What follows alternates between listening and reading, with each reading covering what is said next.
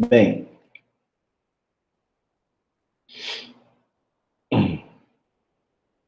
ah, peraí, deixa eu só aqui.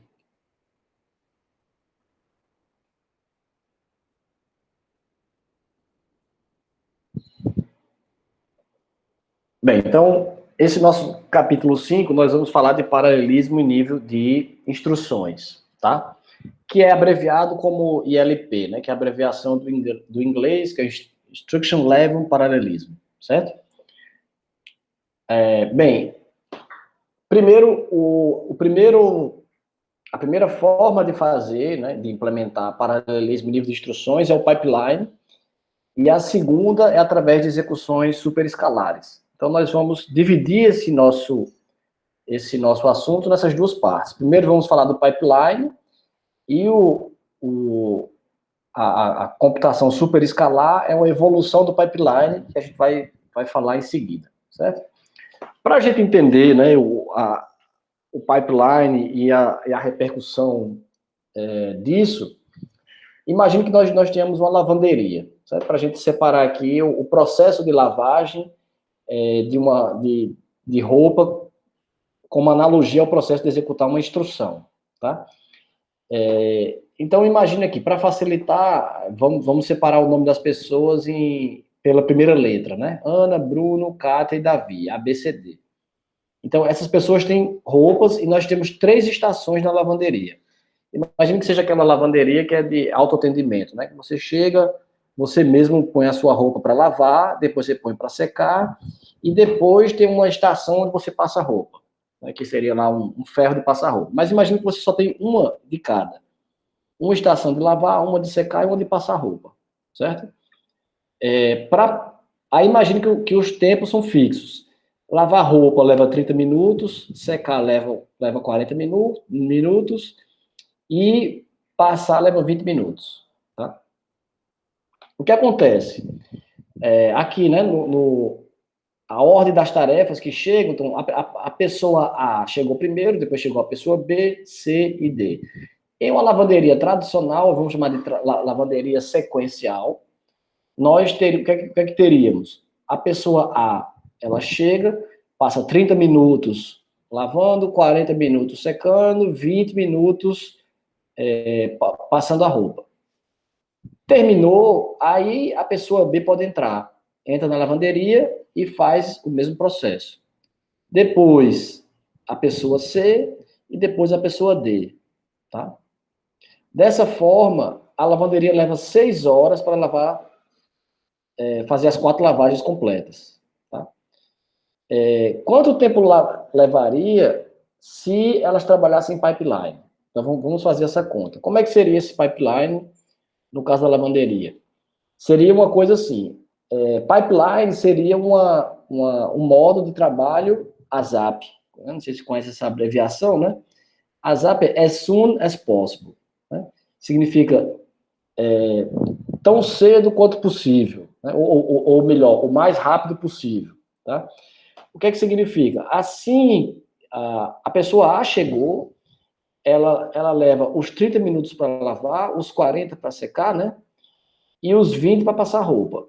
Assim que ela terminar aqui, ó, e desocupar a máquina de lavar roupa, a pessoa B já pega a roupa dela e coloca na máquina. Assim que a pessoa A terminar de secar, a pessoa B já coloca dela para secar. Nesse momento, a pessoa B também liberou a máquina de lavar, e aí a pessoa C já usa a máquina de lavar, e a pessoa, quando ela terminar de lavar, a pessoa D já começa a lavar a roupa dela, e assim sucessivamente. No mundo pipeline de instruções, fazendo uma referência aqui, imagine que eu tenho 4 instruções, e o processador precisa executar essas 4 instruções, e a execução ela é feita em 3 etapas. Um processador que faz em pipeline, que trabalha em pipeline, é aquele processador que consegue separar, isolar as etapas, transformar essas etapas em etapas independentes uma da outra.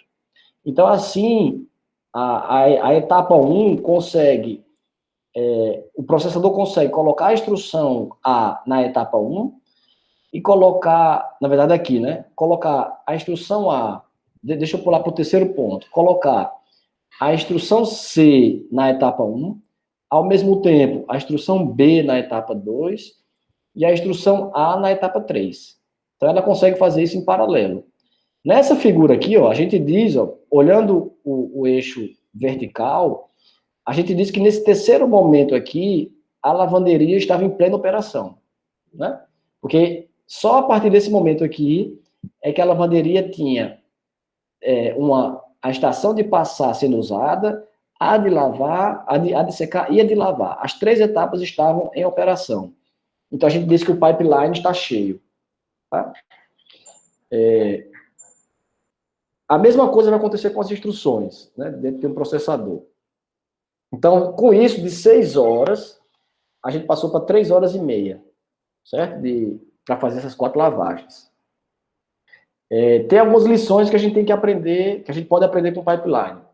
Primeiro, o pipeline não melhora a latência de uma tarefa, certo? Ela ajuda na vazão, tá? Ou seja, se você for falar em latência, é o tempo, né, que uma pessoa leva para lavar toda a sua roupa. Se a gente for olhar aqui só no ponto de vista de cada pessoa dessa, ela levou o mesmo tempo que levava antes. Ela levou 30 minutos, com um porém, tá? Que é o seguinte, que eu não expliquei, não sei se está aqui. Pronto, Com porém, é que a taxa do pipeline, ela vai ser limitada ao estágio mais lento. Aquele estágio de secar roupa, esse aqui, ó, que leva 20 minutos, ele tem que ser, para isso aqui dar certo, o pipeline dar certo, ele tem que ser ajustado para 40. Por quê? Porque aí, dessa forma, lembrando que o processador é uma máquina, né? Então, dessa forma, ele tem a certeza, o processador ele tem que colocar no relógio qual é o momento de passagem de estágio. E todas as instruções têm que passar de estágio no mesmo instante. Então, imagine que esse relógio, nesse exemplo da lavanderia, a passagem de estágio seria marcada em 40 ciclos, né? Então, depois de 40 ciclos, aí a unidade de controle diz, todo mundo pula para o estágio da frente. Aí todas as instruções pulam para a próxima etapa, ao mesmo tempo. Então, depois pula para a próxima etapa, e aí todo mundo pula. Porque na lavanderia, você ainda pode pegar uma pessoa, tira a roupa dela da máquina, bota num cesto, fica na mão, desocupa a máquina para o outro utilizar. No processador, você não tem muito como fazer isso. Aí você vai ter um monte de... Onde seriam esses cestos? Né? Onde você guarda coisas incompletas, certo? Então, isso é complicado, né, para você implementar num processador. Então, o que é que ele faz? Delimita o tempo, quer dizer, essa passagem de estágio pelo o maior tempo. Então, todo mundo vira 40, certo? Se você for pensar isso, antes, a pessoa A levava 30, 40 mais 20, agora ela leva 30, 40, 40. A pessoa B levou 40, 40, 40. A pessoa C, e se você tiver várias instruções em seguida, né, várias pessoas em seguida, todo mundo vai levar 40, 40, 40. Ou seja, o tempo individual de cada pessoa ficou pior do que era antes. Antes era 30, 40, 20, agora é 40, 40, 40. Certo? Então, nesse aspecto, piorou. O pipeline fez a coisa piorar. Entretanto, o que melhora é a vazão, que do inglês é o throughput. A vazão é quantas tarefas, né, na verdade, quantas pessoas eu atendo por minuto. Então, antes, essas 4 pessoas levaram 6 horas para serem atendidas. Agora levaram 3 horas e meia. Certo? Então, a mesma coisa é para o processador. Se você pega um processador que não trabalha com pipeline, e a partir de um certo momento você determina que, olha, a partir de agora vou implementar o pipeline, o tempo para executar uma instrução vai ser pior do que o tempo de antes, por causa dessa questão da limitação ao estágio mais lento. Entretanto, o tempo de vazão, ou seja, para executar um lote muito grande, para executar milhares de instruções, o tempo vai ficar muito melhor do que era antes. Certo? Então, essa é a vantagem. Então, agora nós temos, não é que nós temos múltiplas instruções em paralelo, né? Nós temos múltiplas tarefas, né, para executando em paralelo. E as tarefas é que executam as instruções. Entenderam aí uma sutil diferença? Porque isso aí é uma diferença, isso é o que a gente chama de paralelismo em nível de instruções. A outra opção seria um paralelismo em nível de hardware, que seria você colocar duas lavanderias, né? Se você eu quero aumentar a produção, você poderia dizer, então vamos fazer o seguinte, vou colocar dois setores, duas salas, cada uma com 3 máquinas. Uma máquina de lavar, uma de secar e de passar. Aí você teria 6 máquinas. Aí você criou um paralelismo, certo? Real, de instruções executando em paralelo. Né? E é o que os nossos processadores fazem. Isso aí, se você pegar essa analogia e pegar de uma lavanderia e dizer, mas agora o meu processador é quad-core, significa que você tem 3 máquinas, mas você pegou 4 salas e colocou 3 máquinas em cada.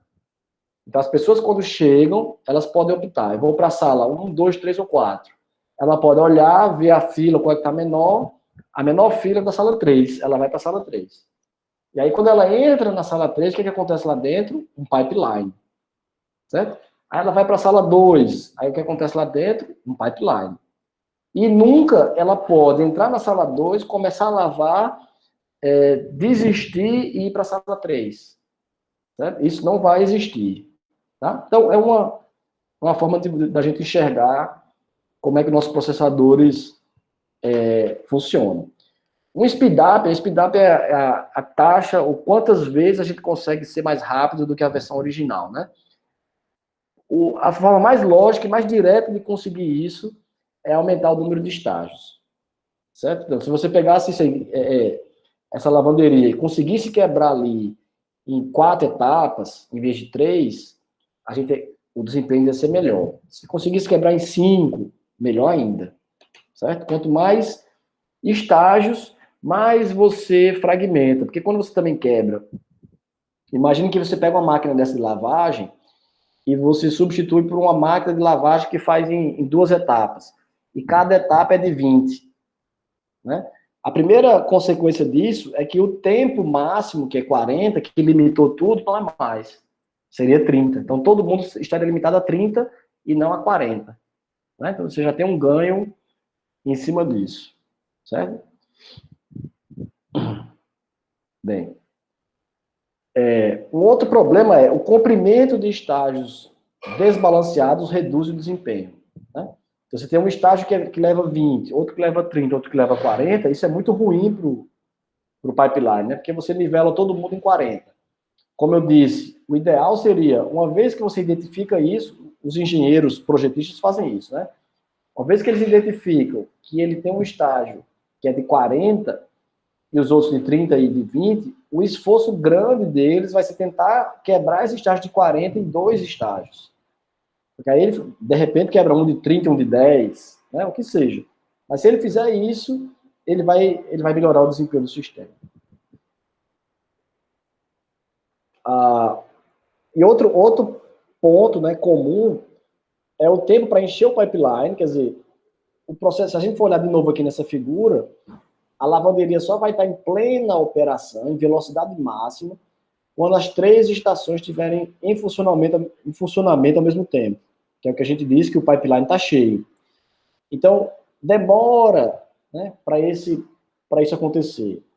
Então, quando é que isso acontece? Demora leva quando terminar aqui, ó, 30, aí aqui mais 40, pronto, aí aqui, no caso aqui, 70 minutos. Depois de 70 minutos, é que a lavanderia está em plena operação.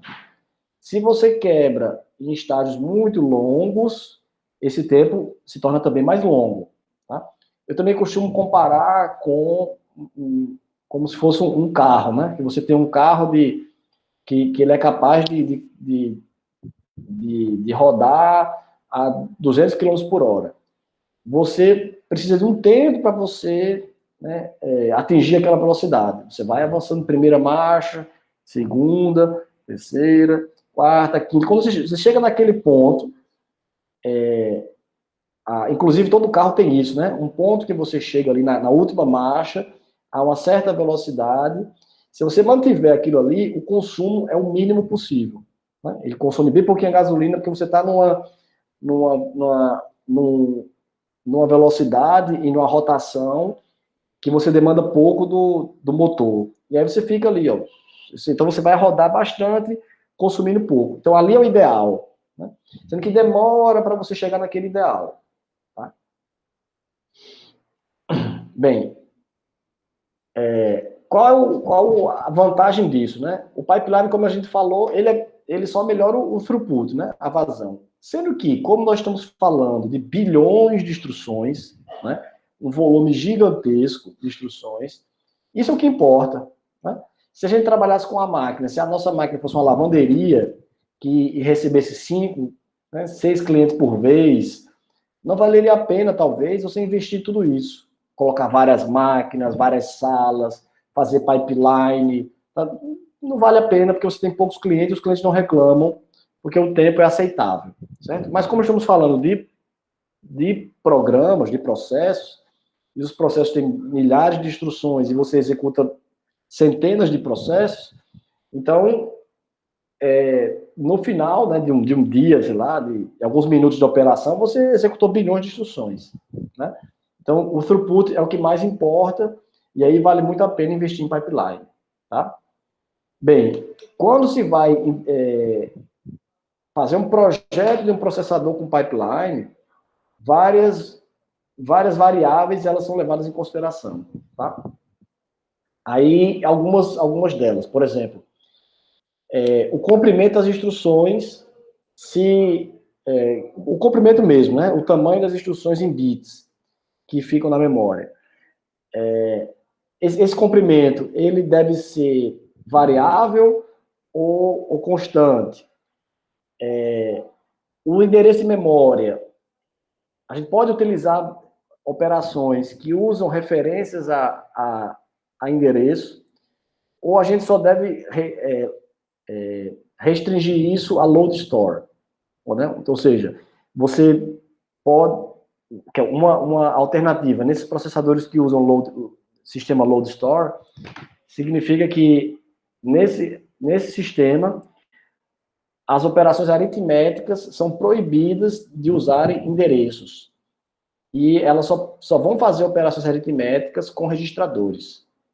Né? Então, você quer somar dois valores, tem que somar dois valores que estão em registradores. Se um dos seus valores não estiver em registrador, você vai ter que fazer um load. Ou seja, coloca uma instrução de load que vai no endereço, busca aquele valor e coloca no registrador. E aí, a próxima instrução, você faz a operação aritmética em cima do registrador. Né? Por último, a posição onde você vai colocar, na instrução mesmo, os elementos. Você vai deixar isso flexível ou você vai restringir? Isso tudo pode parecer confuso, mas o que acontece? Cada decisão dessa impacta no pipeline. Qual é a ideia?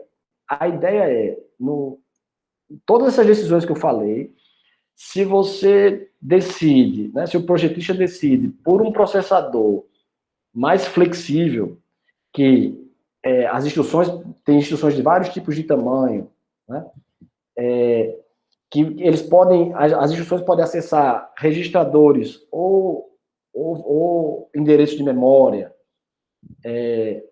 que os operandos podem mudar de lugar. Então tem instrução que o primeiro elemento, o primeiro argumento, né, é um registrador, tem instrução que o primeiro argumento é um endereço, tem instrução que o primeiro argumento é uma constante, e isso muda, tal. Se você faz isso, você torna a linguagem de programação, no caso, né, que é o assembly desse processador, muito mais flexível, consequentemente mais poderoso, né, porque você pode compilar de várias formas possíveis, pode escrever código de várias formas possíveis, mas quando vai para o pipeline, torna mais difícil para a unidade de controle. A unidade de controle, ela trabalha como uma árvore de decisão, né? Então, é de classificação, na verdade. Então, a primeira coisa que ela faz chega uma instrução imagine como uma árvore mesmo. Ele faz, qual o tipo? Se for aritmética, eu vou por esse caminho de opções. Se for acesso à memória, eu vou para esse caminho de instruções, né? Se for uma instrução de controle, eu vou para aquele outro caminho. É aritmética, então eu desço. É aritmética com inteiros, ponto flutuante, é com inteiros. Então eu vou descer para um outro caminho. É inteiros de qual tamanho? 16 bits, 32, 64, 32 bits. Então eu vou para essa possibilidade. É com sinal ou sem sinal? Com sinal. Então, né, tem números negativos. Então eu vou para esse caminho, certo? Tem registradores, só registradores na operação, ou tem endereço de memória também? Quer dizer, tem endereço de memória também. Então, beleza. Então, vou ter que pegar esse endereço de memória, vou ter que subir na minha árvore de decisão e agora fazer um acesso à memória. Certo? Então, vejam que quanto mais... isso tudo foram decisões, um exemplo que eu dei, é só para ele dizer, certo, e agora o que eu faço? Né? E aí ele vai e executa. Se essa árvore de decisão, imagine que nessa árvore de decisão, né, de classificação dele, na ponta, na última, lá na folha, o que é que tem na árvore? Os elementos, né, os circuitos que implementam aquela operação. Então, se vai fazer isso, a operação aritmética com 32 bits, sem sinal, com registradores, então manda fazer, aí ele executa aquilo ali. Então, imagine que essa árvore cresce, aí você vai ter que ter várias formas de implementar tudo isso que está colocado ali. Então, o processador vira uma coisa grande, né? E aí você vai pegar esse processo de execução e vai quebrar em etapas. Se isso é grande, essas etapas elas podem ficar mais complexas. E aí aquele tempo máximo cresce. Certo? Então existe uma decisão importante a ser tomada, que é, eu vou para uma abordagem mais complexa, que é chamada de CISC, Complex Instruction Set Computer, né, quer dizer, um computador cujo conjunto de instruções é complexo, ou seja, essa árvore de classificação é grande, e as combinações também, né, porque também tem combinações. Instrução aritmética que usa acesso à memória, instrução que acessa a memória, mas tem que fazer uma operação aritmética para calcular o endereço, certo? Então, fica uma coisa bem complexa. Ou eu vou para uma outra abordagem, que é a abordagem RISC, que é Reduced Instruction Set. Então, é um computador que o conjunto de instruções é bem reduzido. Então, a ideia é, eu vou fazer uma outra, mas vamos terminar de falar do CISC. Você faz um conjunto de instruções, é o seu assembly mesmo. O assembly do processador, ele é bem complexo e bem variável, e isso torna a minha programação muito flexível.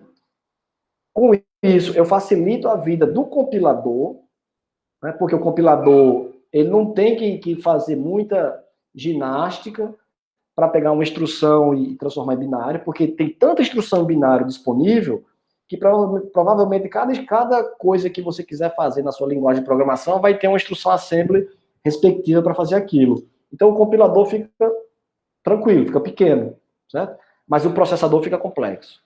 A outra abordagem e se eu fizer o contrário? Eu reduzo o meu assembly vai ficar bem basicão, aí o que acontece? O meu compilador vai sofrer, né? E aí, por que ele vai sofrer? Porque quando você chegar assim, tiver uma instrução sua na sua linguagem de programação, né, de alto nível, multiplica esses dois valores aqui, ela faz, eita, né? Vou ter que transformar isso em várias instruções assembly para poder executar essa simples tarefa que foi determinada aqui. E também acaba que ocupa mais memória. Né? O programa fica em binário, fica maior, porque você, né, quebrou em várias operações. Certo? Para o pipeline, é muito melhor essa segunda opção. Por isso, quando a gente vai para um pipeline, o pipeline ele consegue ser muito mais explorado e expandido se a gente trabalhar com processadores reduzidos, que as instruções são simples. De novo, lembre da lavanderia, porque aí vou ter operaçõezinhas que são simples e etapas simples. Aí o tempo máximo lá fica pequeno, e como são simples também, eu consigo quebrar em várias etapazinhas simples. Se você pega um problema grande, você vai ter a cada etapas maiores e mais complexas, certo? Então, características típicas de processadores RISC. Instruções de formato fixo, de 32 bits, ou seja, por exemplo, né, aqui é um exemplo clássico de um processador RISC. Só tem 3 tipos de formato de instruções e todas são de 32 bits. Tá? O acesso à memória é só através de instruções load e store. As aritméticas são todas em cima de registradores. Eu aumento a quantidade de registradores, né, coloco 32, que é um número considerado grande, coloco 32 registradores para o programador ficar manipulando, porque aí eu acabo indo menos para a memória. Né? 3 operandos, ou seja, você tem a instrução, ela tem o código da instrução e 3 argumentos, né, são os operandos. A aritmética só entre registrador e registrador, entre registradores. Sempre na mesma posição, então o primeiro elemento é sempre um registrador, o segundo é um outro registrador, né? E não fica mudando, não é flexível. O modo de endereçamento único para load store, então só tem 2 formas de acessar endereço, que é, enquanto que processadores CISC oferecem uma grande variedade de formas de acessar endereço, certo? Seria, ou você coloca a base mais o deslocamento, que seria um tipo de endereçamento chamado indexado, que é o endereçamento para acessar array, né? Vetores, que você diz qual é a base, né? O início do vetor, e o índice é o deslocamento. Então, vetor x, índice 0, né? Ou seja, não desloca nada. Vetor x, índice 10, vai na cabeça, no x, e pula 10 posições. Né? Ou então, um endereçamento... Sim, desculpa. Essa forma de endereçamento ela é única, né? Você faz isso, e aí, para você acessar o endereço, que não seja um array, que é um vetor seu, você usa a base e bota o deslocamento 0. Significa que você vai direto para aquele elemento. E com isso não tem endereçamento indireto. O que é o endereçamento indireto? São os nossos apontadores, que é o endereço que vai para a variável, né, para aquela posição, mas quando chega naquela posição não tem um conteúdo. Aquela posição tem um outro endereço. Aí ele usa aquele endereço para chegar no elemento. Certo? São os nossas variáveis dinâmicas, né? Nossos apontadores na nossa linguagem. Então, muitos processadores RISC não oferecem acesso a apontadores. As condições de salto são bem simples, então, basicamente 3, salta se for maior, se for menor, ou se for igual a 0. Né? Só isso. Oferece saltos com atrasos, que a gente vai ver, né, isso mais à frente. Aqui tem alguns exemplos de processadores que usam essa tecnologia, né, essa arquitetura RISC. Aí vem Spark, MIPS, esse processador PA-RISC da HP, processadores DEC, IBM PowerPC e Cray. São fabricantes que, inclusive, vocês nem conhecem, né? Mas o que acontece? Esses processadores RISC também se tornaram e têm se tornado muito populares, porque tem um outro aspecto, outra consequência desse tipo de processador, que é fazer o processador, que no final das contas é isso, fazer um processador super simples para facilitar o pipeline, quebrar em atividade, em tarefas menores e tal. E com isso, a unidade de controle também fica muito simples. Com isso, eu consigo fazer processadores que são menos complexos. O processador é mais simples e o compilador é mais complexo. Percebe? Se você faz o inverso, você tem um processador CISC, você faz um processador mais complexo e um compilador mais simples. Tá? Percebam que isso é uma consequência, que eu já falei aqui em outras aulas, na década de 80, que havia a guerra hardware-software. Né? Então, algumas pessoas defendiam que o hardware deveria ser mais poderoso e outras pessoas que defendiam que o hardware ele podia ser simples e o software devia ser poderoso, né? O compilador deveria fazer esse trabalho, tá? Uma consequência disso, nos dias atuais, é que os processadores RISC trouxeram uma outra consequência, que naquela época não era importante, né? Na época que os processadores RISC eles foram propostos e tiveram essas implementações dessas empresas aí, não tinha um problema de consumo de energia, não era problema. Os processadores rodavam em clock baixo, consumo de computador era bobagem, consumia pouca energia. Hoje em dia, o que a gente tem? A gente tem o inverso, nós temos computadores que consomem muita energia, então basta você olhar o tamanho da fonte, né, dos computadores, trabalham com uma potência muito alta, então consomem bastante energia. Nós estamos na era da mobilidade, né, da computação pervasiva, ou seja, a gente tem equipamentos hoje que estão conosco, estão não escondidos e estão fazendo computação. Estão fazendo computação de forma não aparente, né, que é a computação pervasiva, deram esse nome. Nós temos o relógio que faz computação, está fazendo processamento. Nós temos fone de ouvido que está fazendo processamento. Não esse aqui não, né? Aqueles de R$2.000, né? Nós temos relógio que faz análise de batimento cardíaco. Nós temos aí o smartphone, né? Fazendo um monte de processamento. Os carros eletrodomésticos, o aspirador de pó que é um robô e faz processamento, né? Então, nós temos isso e aí tem uma demanda. Para isso tudo dar certo, só tem uma possibilidade. Nós precisamos que eles consomam pouca energia. E aí vamos fazer eles simples, com a arquitetura RISC. Beleza. Aí chega um outro ponto, que foi atingido pelo smartphone. Eu quero que ele seja simples, que ele consuma pouca energia, mas eu também quero um bom processamento, porque agora eu queria que no smartphone as pessoas também jogassem jogos 3D renderizados em tempo real, com GPU. Como é que eu faço isso? Né? Como é que eu posso colocar na mão de uma pessoa, né, um equipamento que tem um poder computacional muito bom, mas que seja portátil, que eu consiga levar, usar por um bom tempo a bateria sem queimar minha pele, né, com a temperatura. E aí a abordagem foi, vamos usar um pipeline. Né? Vamos colocar em pipeline os processadores. E aí usar a arquitetura RISC. E estão tendo, né, um sucesso muito, muito grande aí, né? A última notícia que a gente teve foi que a NVIDIA adquiriu a Xilinx, né? A Xilinx é uma fabricante de FPGA. Você já deve ter, não sei se vocês viram, na disciplina de Circuitos Lógicos 2, que vocês usam FPGA. Daquela FPGA que vocês usam é da Altera. A Intel comprou a Altera, né?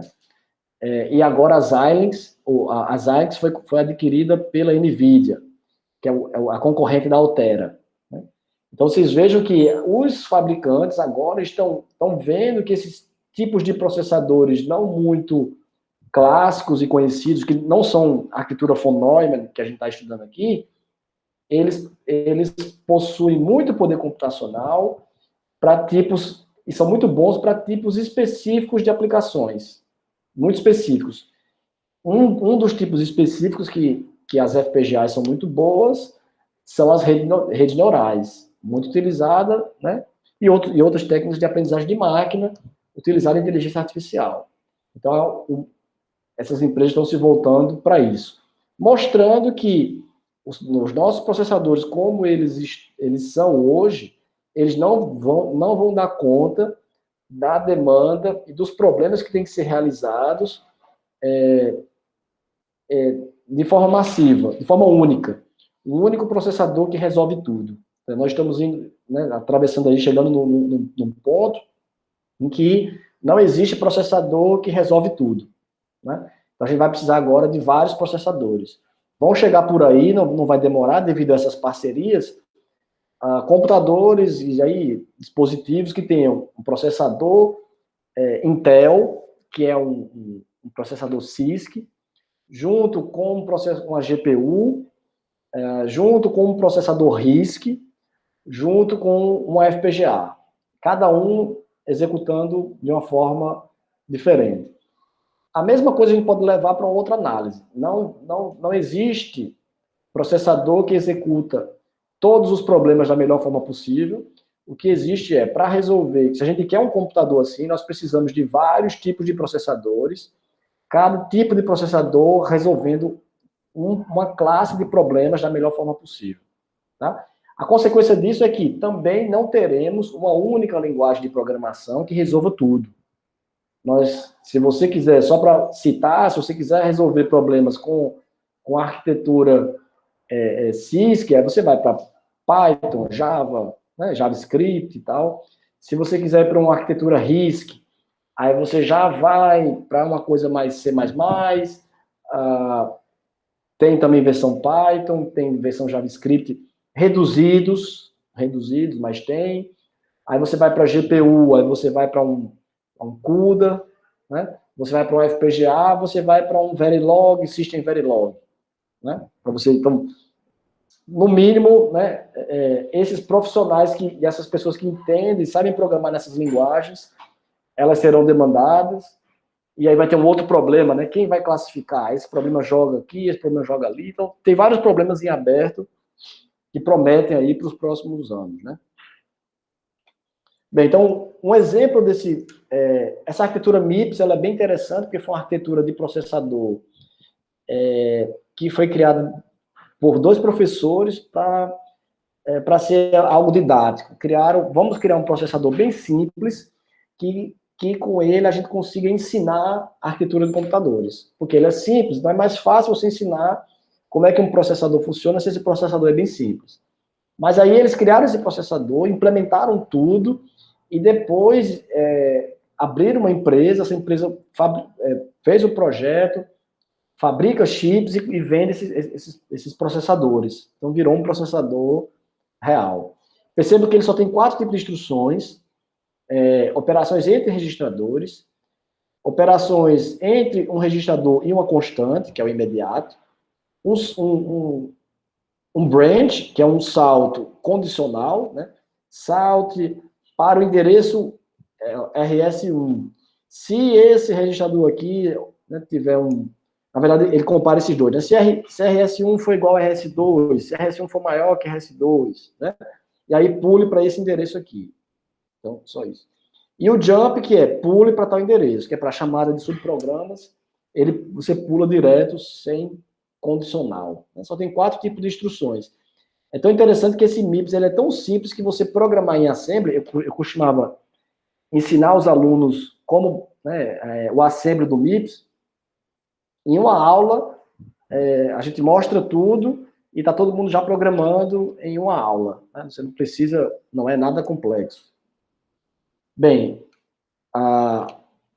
eu vou parar por aqui, para da próxima aula a gente começar desse ponto, e aqui a gente vai ver como é que o MIPS ele pode ser executado em 5 estágios de pipeline. Né? Tem um fetch de instruções, a decodificação, ele vai calcular o endereço aqui para acessar a memória, acessa a memória e salva o resultado.